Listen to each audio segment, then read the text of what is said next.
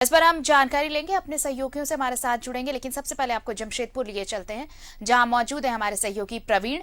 प्रवीण, देखिए दूसरी लहर का कहर अब धीरे धीरे थमने लगा है और ये सब कुछ अगर संभव हो पाया है तो सरकार और प्रशासन की सख्ती से, हमारी जागरूकता से और हमने जो सतर्कता बरती उसकी वजह से। लेकिन अब हमें इससे अगर लहर कम हुई है, संक्रमण कम हुआ है, तो ये बिल्कुल भी चैन से बैठने का वक्त नहीं है। अब ये वक्त है उस लहर से निपटने की तैयारी का जिसकी आशंका जताई गई है, यानी थर्ड वेव की तैयारी। बिल्कुल, जिस तरह से पिछले लहर की अगर हम बात करें तो उस समय बुजुर्ग जो हैं 60 वर्ष से ऊपर जो आयु वर्ग के जो लोग होते थे, हमें लगता था कि वो ज़्यादा संक्रमित हो सकते हैं क्योंकि उनमें जो विल पावर की कमी होती है, इम्यूनिटी पावर की कमी होती है। दूसरी लहर में ये जो बिल्कुल इसका जो प्रारूप है, इसका जो स्वरूप है जो वायरस का, वो समझ ही नहीं पाए लोग। और क्या आम क्या खास उम्र वर्ग में भी देखिए जितने भी युवा वर्ग हैं या फिर बुजुर्ग हैं, सब इसकी चपेट में आने लगे। लेकिन तीसरे लहर की अगर हम बात करते हैं आरती, तो विशेषज्ञों का मानना है कि तीसरी लहर अगर आती है तो इसमें बच्चे जो हैं वो काफी संक्रमित होंगे। बच्चों के लिए ये काफी मतलब विकराल हो सकती है, क्योंकि देखिए सबसे बड़ी बात है आरती कि अगर ये 0 से लेकर 5 साल तक के बच्चों को प्रभावित करती है तो वैसे में एक परेशानी परिजनों के समक्ष भी होगी और चिकित्सकों के समक्ष भी होगी, क्योंकि वो बोलने में असमर्थ होते हैं, सक्षम नहीं होते हैं और किसी भी चीज को समझा नहीं पाते। लेकिन अगर 5 वर्ष से ऊपर आयु वर्ग के होते हैं तब भी एक परेशानी बनी रहेगी, क्योंकि बच्चों के लिए अब तक ऐसी कोई वैकल्पिक व्यवस्था, चाहे वो टीका की बात करें या फिर हम किसी और व्यवस्था की बात करें, तो ऐसा कुछ नहीं है। ऐसे में राज्य सरकार के निर्देश पर अब तीसरी लहर जो आ रही है उससे निपटने के लिए, क्योंकि दूसरी लहर का जो खतरा है वो धीरे धीरे कम होता नजर आ रहा है, लेकिन खतरा अभी टला नहीं है, क्योंकि अब तीसरी लहर भी की संभावना भी तेज होते जा रही है। विशेषज्ञों का मानना है कि यह जो संक्रमण का खतरा है वो बच्चों को काफी प्रभावित करेगा। तो ऐसे में राज्य के निर्देश पर हर जिले में जो तैयारी काफी तेज कर दी गई है। अभी 2 दिनों पहले जिले के सिविल सर्जन ने एक बैठक की थी। बैठक के बाद यह निर्णय लिया गया कि जितने भी जिले में उपकरण है वो आईसीयू बनाने के लिए 300 बेड की आईसीयू, जो 300 बेड की क्षमता वाली आईसीयू जो है पूर्वी सिंहभूम जिले में तैयार की जा रही है। उसके लिए सबसे पहले टाटा मेन अस्पताल, टाटा मोटर अस्पताल, कांतिलाल अस्पताल और सबसे बड़ी बात है कि ग्रामीण क्षेत्रों को फोकस किया गया है, जिसमें एचसीएल, यूसीआईएल जितने भी ग्रामीण क्षेत्र के अस्पताल है, खासकर घाटशिला क्षेत्र में बेडों की संख्या जो है, ऑक्सीजन सपोर्टेड बेडों की संख्या बढ़ाने की बात की जा रही है, ताकि जो समूचा जो आसपास का जो क्षेत्र है, ग्रामीण इलाका है, चाहे वो मूसाबनी हो या फिर उसके इर्द गिर्द जितने भी है, ताकि बच्चों को जल्द से जल्द शहरी क्षेत्र में जितने भी अस्पताल है वहां लाने में परेशानी ना हो। इसके लिए घाटशिला के को भी फोकस किया गया। तो कहने का मतलब है जो तैयारी है वो काफी तेज कर दी गई है। 300 आईसीयू, 300 बेड वाली आईसीयू वार्ड की बनाने की जो कोशिशें हैं वो जिले के सिविल सर्जन ने बताया कि बहुत जल्द, मतलब उपकरणों के लिए पत्राचार भी कर दिया गया है राज्य के स्वास्थ्य विभाग को। खासकर कोशिशें की जा रही है कि जितने भी सामुदायिक स्वास्थ्य केंद्र हैं, चाहे वो ग्रामीण क्षेत्र की बात करें या शहरी क्षेत्र की, सब में 5-5 ऑक्सीजन सपोर्टेड बेड की जो संख्या है वो बढ़ाई जा रही है और कोशिश की जा रही है कि ऑक्सीजन जो बेड तक सप्लाई हो जाए, इसकी कोशिशें की जा रही है। और दूसरी बात है कि जितने भी चाइल्ड केयर, जो भी नर्सिंग होम है या फिर जितने भी प्राइवेट अस्पताल है, उन्हें भी सख्त निर्देश दिया जा रहा है कि वो भी अपनी तैयारी जो है वो पूरी तरह से तेज कर ले। यानी सरकारी स्तर से लेकर प्राइवेट स्तर तक की तैयारी को भी मजबूत की जा रही है, ताकि अगर किसी भी तरह की विकराल परिस्थिति उत्पन्न होती है, विकट परिस्थिति उत्पन्न होती है, तो उससे निपटा जाए। क्योंकि दूसरी लहर में आरती सबक जो है सबने ले लिया है, क्योंकि देखिए बिल्कुल सबक लिया है प्रवीण, और ये लोगों को समझना होगा कि हमने जो थोड़ी सी लापरवाही बरती उसका खामियाजा हमने कैसे चुकाया है दूसरी लहर में। इसलिए तीसरी लहर की तैयारी बहुत जरूरी होगी। हमारे साथ सहयोगी अंजनी भी जुड़ चुके हैं रांची से और दिलीप भी जुड़ चुके हैं धनबाद से। अंजनी के पास चलते हैं। अंजनी, देखिए सरकार ने तमाम तैयारियां पहले से कर रखी हैं। अब देखिए दूसरी लहर में जो खामियाजा हमने भुगता, जो कीमत हमें चुकानी पड़ी, वो बस इसलिए क्योंकि ना तो हम तैयार थे और ना ही हम इतने सतर्क थे कि अगर कोरोना गया नहीं है, अगर कोरोना है तो उससे कैसे बचना है। हमने बहुत लापरवाही दवाइयां की तैयारियां भी मुकम्मल नहीं थी, और जिसकी वजह से दूसरी लहर का कहर हमने ऐसे झेला, हर तरफ त्राहिमाम ही देखने को मिला। लेकिन अब सरकार पूरी तरह से मुस्तैद है कि तीसरी लहर अगर उसका असर देखने को मिलेगा, तो सरकार ने एक तरफ तैयारियां कर रखी है, दूसरी तरफ अब जो पब्लिक है वो भी अवेयर है कि कैसे इससे बचना है। देखिए, दूसरी लहर अभी पूरी तरह से समाप्त नहीं हुआ है, और जहां तक बात रहा कि तीसरी लहर में जिस तरह से जो डॉक्टर्स या लोगों का जो उम्मीद है कि ये हो सकता है कि तीसरी लहर में बच्चे संक्रमित हो सकते हैं, तो जाहिर सी बात है कि जब इस तरह की आशंका है तो राज्य सरकार का भी दायित्व बनता है, केंद्र सरकार का भी दायित्व बनता है कि इसको लेकर एक बेहतर जो तैयारी है वो होना चाहिए।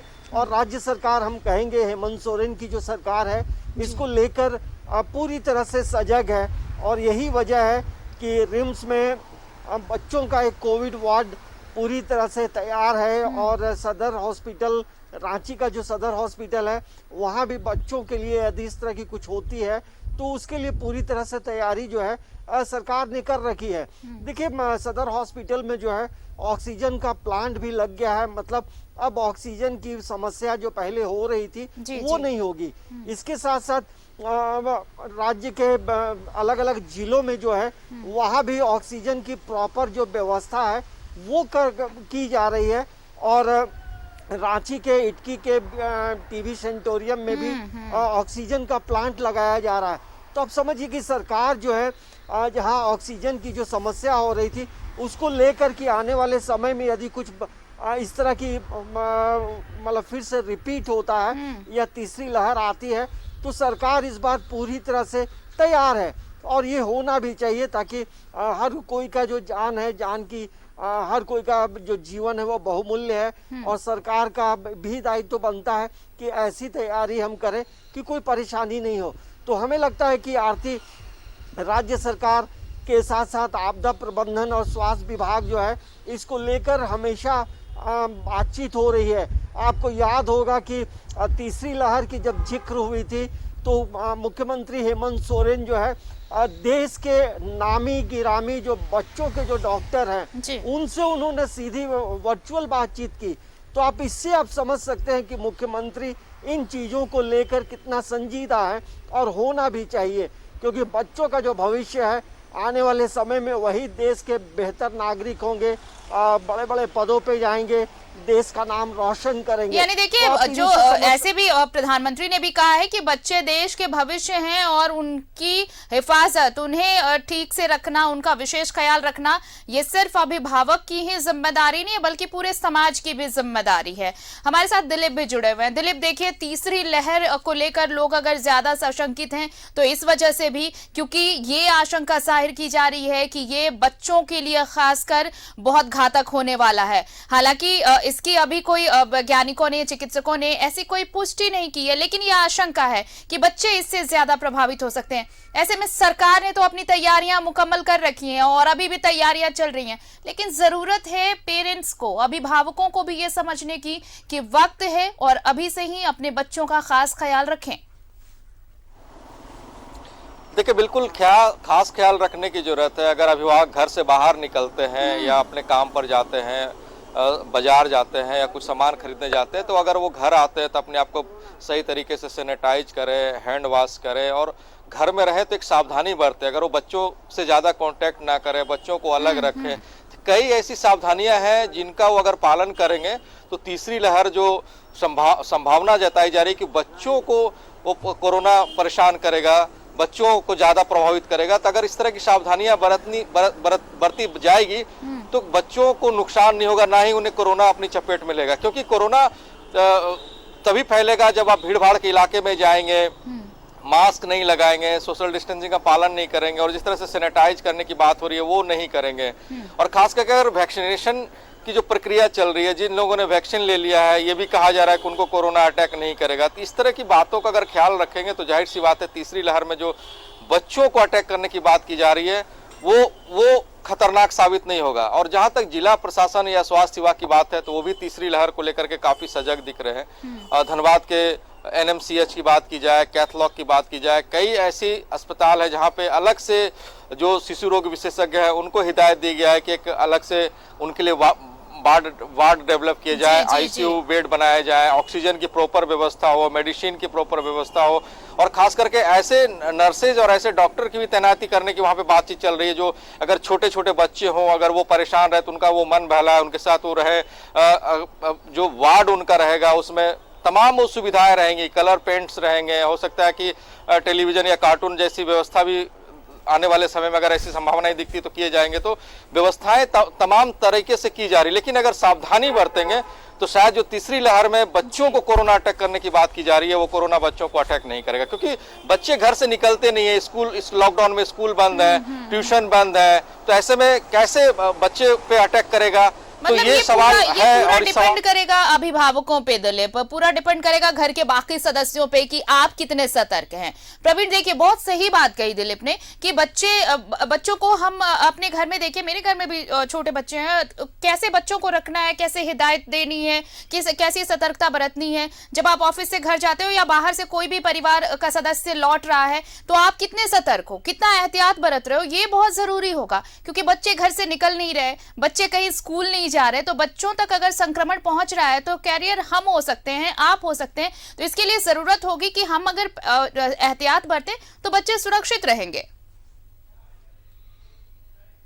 बिल्कुल आरती, जैसा कि हमने पहले भी कहा है कि जब पहली लहर आई थी तो बुजुर्गों को हम दूर रखते थे कि वो बाहर ना निकले, क्योंकि बुजुर्ग अगर घर पर रहेंगे किसी तरह की परेशानी नहीं होगी, तो संक्रमण का जो खतरा है वो हमसे होकर बुजुर्ग तक गया।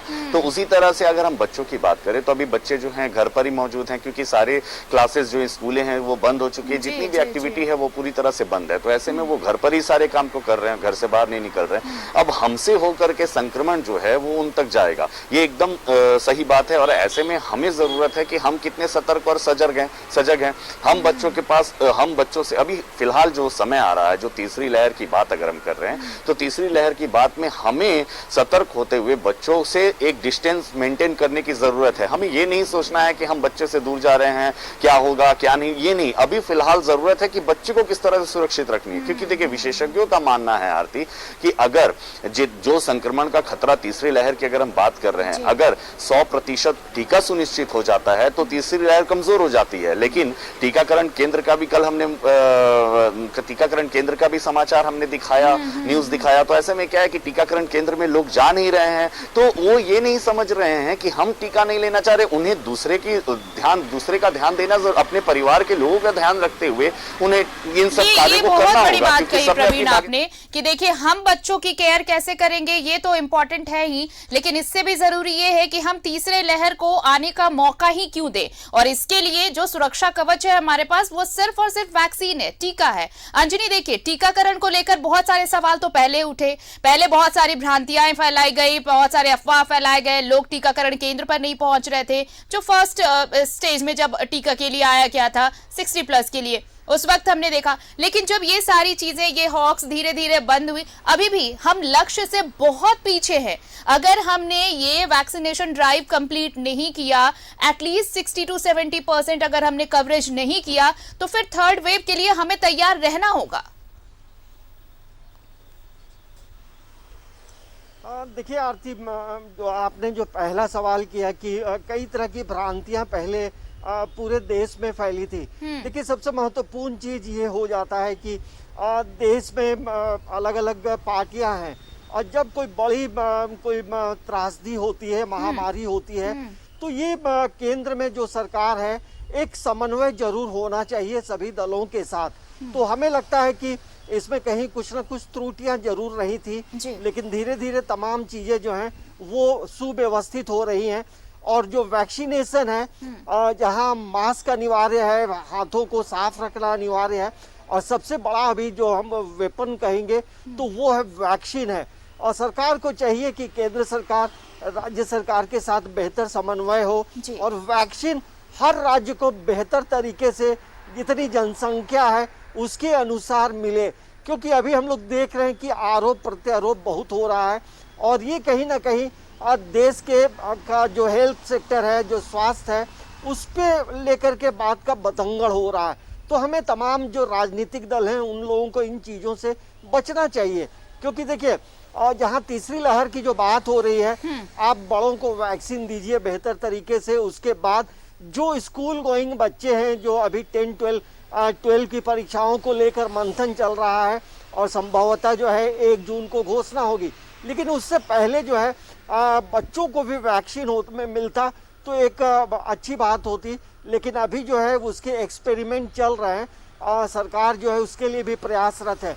तो सुरक्षा जो कवच है वो सबसे बड़ा कवच है वैक्सीन। तो हमें लगता है कि ये हमारी देश की आबादी भी बहुत बड़ी है और आबादी अधिक होने से कहीं ना कहीं परेशानी होती है और वैक्सीनेशन भी कार्यक्रम चल रहा है। अभी राज्य सरकार, यदि हम झारखंड की बात करें तो वैक्सीन जो है जिस तरह से बताया गया है कि आज या कल तक का वैक्सीन है, तो वैक्सीन भी धीरे धीरे आ रही है और जो विदेश के जो वैक्सीन है उन्हें भी भारत में आने की अनुमति दी गई है।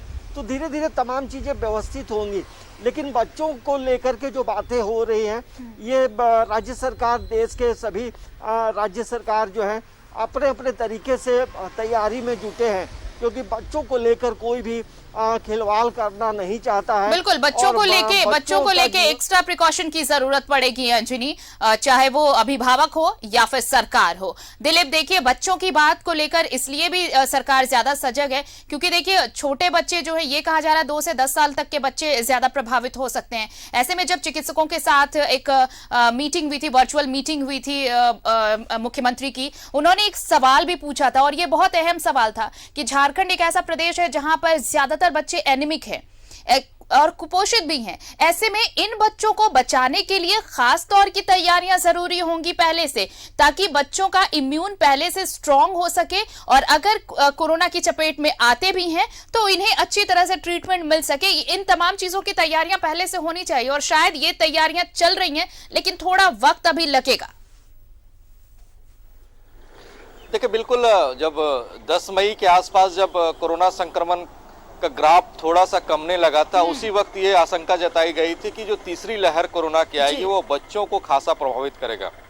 और ये जब संभावनाएं जताई जाने लगी, तब से ही चाहे राज्य सरकार हो, जिला प्रशासन हो, बड़ी मुस्तैद रही है कोरोना के तीसरे चरण को रोकने के लिए।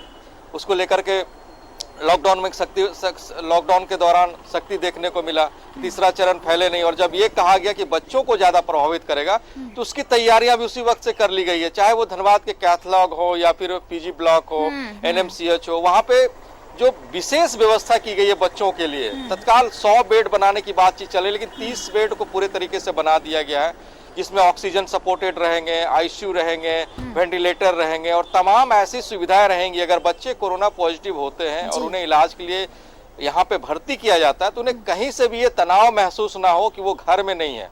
उनके मनोरंजन की व्यवस्था की जाएगी, जो वॉल पेंटिंग की जाएगी, तमाम ऐसी सुविधाएं बहाल कर ली गई है और तैयारियां और बहाल करने की किए जा रहे हैं जी।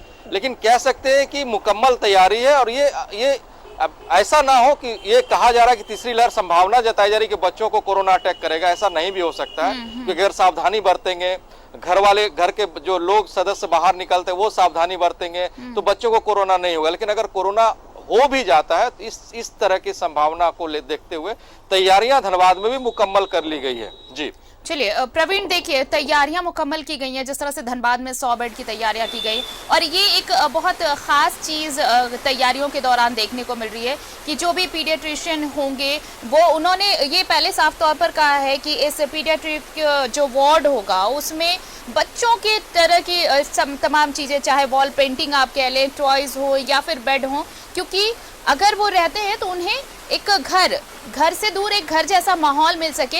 ये भी तैयारी की है प्रशासन ने, ताकि बच्चों को कम से कम मेंटली इस बात की वो इससे निश्चिंत रहे कि वो घर में ही है, घर जैसा माहौल उन्हें मिल रहा है। क्योंकि हमने ये देखा है कि कोरोना काल में मानसिक दबाव कितना अहम रहा है। जो मानसिक रूप से स्ट्रॉन्ग रहे हैं, जो मजबूत रहे हैं, उनकी रिकवरी बहुत अहम रही है इस पेंडेमिक में। तो ये चीज़ें, इन सब चीज़ों पे भी सरकार काम कर रही है, ये बहुत सराहनीय है। बिल्कुल आरती, देखिए सबसे बड़ी बात होती है कि अगर बड़े लोग संक्रमित होते हैं तो वो मानसिक तनाव में आ जाते हैं या फिर वो मानसिक तनाव से उभर भी जाते हैं। बच्चों में ऐसी स्थिति नहीं देखने को मिलती है। बच्चे जो होते हैं वो उनका जो खेल और बचपन, लड़कपन, यही उनके लिए सबसे बड़ी बात होती है। लेकिन सबसे बड़ी बात है आरती कि तीसरी लहर की अगर हम बात कर रहे हैं और बच्चे को संक्रमित की बात कर रहे हैं, तो ऐसे में हमारे पास लाख हम तैयारी कर ले, सीमित संसाधन ही है। क्योंकि पिछले बार भी दूसरी लहर में भी सीमित संसाधन है। ऐसे में एक जो स्थिति उत्पन्न हुई, विकराल हुई, तो सीमित संसाधन में हमें किस तरह से बच्चों को सुरक्षित रखना है, इस पर मुख्य फोकस करना है। तो सबसे बड़ी बात है, बच्चों को सुरक्षित करने से पहले हमें अपने आप को सुरक्षित करना होगा। अगर हम सुरक्षित रहेंगे तो बच्चे सुरक्षित रहेंगे, क्योंकि बच्चे तो बिल्कुल बाहर नहीं निकल रहे हैं। और ऐसी बात हम इस बात को बिल्कुल ही कतई हम नेग्लेक्ट नहीं कर सकते हैं कि सरकार और जिला प्रशासन की तरफ से तैयारी नहीं की जा रही है। बिल्कुल तैयारी तो युद्ध स्तर पर की जा रही है, क्योंकि हमने खुद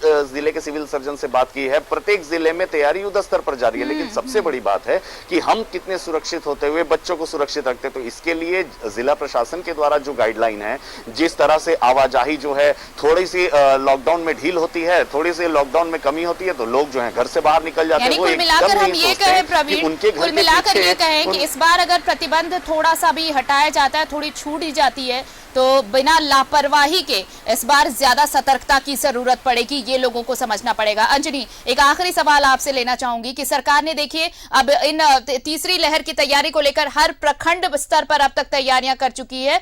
सरकार ये नहीं चाहती कि किसी भी तरह की कोई चूक हो, इसलिए देखिए हर प्रखंडों में अब अलग से वार्ड बनाए गए हैं बच्चों के लिए, ताकि अगर ऐसे कुछ केसेस सामने आते हैं तो फिर भागने दौड़ने की जरूरत तो कम से कम ना पड़े ग्रामीण इलाकों में भी, क्योंकि खतरा ग्रामीण इलाकों में इस बार ज्यादा ये आशंका जताई जा रही है। देखिए आरती, ग्रामीण इलाकों के लिए सरकार ने ब्लूप्रिंट तैयार कर रखा है, उस पे काम भी शुरू हो गया है। ग्रामीण इलाकों में जो है कोविड के टेस्ट हो रहे हैं और लोगों को जन जागरूक भी किया जा रहा है और वैक्सीन लेने के लिए भी लोगों को जागरूक किया जा रहा है। तो सरकार की ये जो पॉलिसी है बेहतर है। और वहाँ ग्रामीण इलाकों में जो है जो हमारी जो सहिया दीदी लोग हैं वो लगातार काम कर रही हैं। तो हमें लगता है कि संक्रमण गांव में यदि है तो वो समाप्त हो जाए, और नहीं है तो उसे कैसे रोका जाए, तमाम तरह की सरकार ने तैयारी कर रखी है।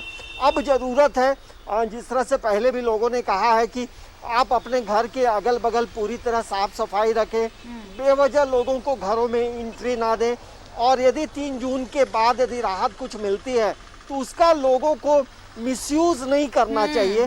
उसके लिए जो तमाम तरह की जो पाबंदियां लोगों ने अब तक अडॉप्ट की हैं, और झारखंड का जो ग्राफ है, कोरोना का जो ग्राफ है वो काफ़ी नीचे आया है, तो इसे अभी लंबे समय तक बरकरार रखना है। क्योंकि देखिए पल्स पोलियो का जो अभियान है आरती 1995 से चल रहा है और आज तक चलता आ रहा है। तो ये कोरोना का जो वायरस है ये अभी तुरंत समाप्त होने वाला नहीं है, इसलिए सतर्क रहिए। थोड़ी राहत मिलती है फिर भी आप बिल्कुल, यानी कि देखिए अगर स्वास्थ्य सुरक्षा सप्ताह की अवधि अगर इस हफ्ते बढ़ा भी दी जाती है तो उसमें भी लोगों को ये समझना होगा कि ये अगर पाबंदियां थोड़ी हटाई गई हैं, छूट दी गई हैं, तो सिर्फ इसलिए ताकि जीविकोपार्जन मुश्किल ना हो, लेकिन इसलिए नहीं कि आप बेवजह बाहर निकले, बेवजह घूमने निकल जाएं, बेवजह तफरी करें या फिर संक्रमण बाहर से अपने घरों तक ले जाएं, क्योंकि अगर घर में बच्चे हैं तो बच्चों पर इस बार खतरा मंडरा सकता है। तो बहुत बहुत शुक्रिया हमारे साथ जुड़ने के लिए दिलीप आपका, और प्रवीण और अंजनी आप दोनों का भी बहुत बहुत शुक्रिया। तो देखिए संक्रमण की दर अभी घटी है, संक्रमण की रफ्तार घटी है, लेकिन खतरा अभी टला नहीं है, इसलिए हमें तीसरी लहर के लिए तैयार रहना होगा। और एक बार फिर से न्यूज़ 11 भारत अपील करता है कि अगर तीसरी लहर की आशंका है तो इससे बचाव के लिए सिर्फ और सिर्फ हमारे पास एक ही तरीका है, वो है वैक्सीनेशन। जाइए अपने नजदीकी केंद्र पर टीका लीजिए और खुद को और अपने परिवार को कोरोना से सुरक्षित करिए।